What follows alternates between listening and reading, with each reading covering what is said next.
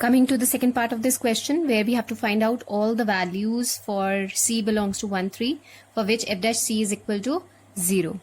If I say f dash c is equal to 0, that is 3c square minus 10c minus 3 is equal to 0. Therefore, I find out the value of c using the quadratic formula. I cannot find it by splitting the middle term, right? So if I find it out using the quadratic formula, that is minus b plus minus under root of d upon 2a. So this comes out to be minus b, that is minus of minus 10 plus minus under root of d, that is b square 100 minus 4ac. 4ac will give me 4 into 3 into 4 into 3 into minus 3, right, upon 2a, which is 2 into 3, which is 6, right? Therefore, I get the value of c as 5 plus minus under root of 34 divided by 6, right? And remember, if you find it out in terms of points, one value will be greater than 3 and the other one will be lesser than 1. So it does not belong to your interval 1, 3.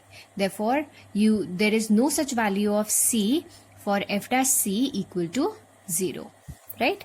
So what can you say? You can say that there is no value of c because once you solve it out, you get one of the values that is lesser than 1 and the other value that is greater than 3. It is not lying between this particular interval. So we can deduce from here that there is no value of c for which f dash c is equal to 0, right? With this, we move on to question number 6. That is the last question of exercise 5.8. We have to just examine the applicability of the mean value theorem. It is exactly the same as the previous question for these functions, right? Now again, mean value theorem is applicable only if the first two conditions are applied. That is, it must be continuous in the open interval, in the closed interval, and differentiable in the open interval, right? So box x, the function is it continuous? No, it is fx here. The greatest integer function is not continuous in the closed interval, and it is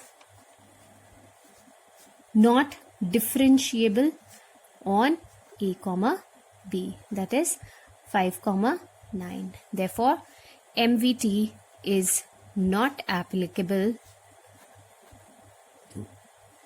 for fx, right? Similar will be the case here because first two conditions are not applied. Therefore, mean value theorem cannot be applicable. Here, because it's a polynomial function, and by polynomial function is by default a continuous function. And if it is continuous, it has to be differentiable. Therefore, we say that the third part, that is x square minus 1, is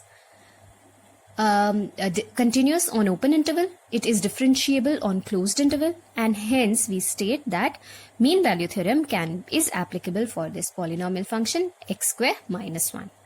I hope, students, this chapter is clear to you.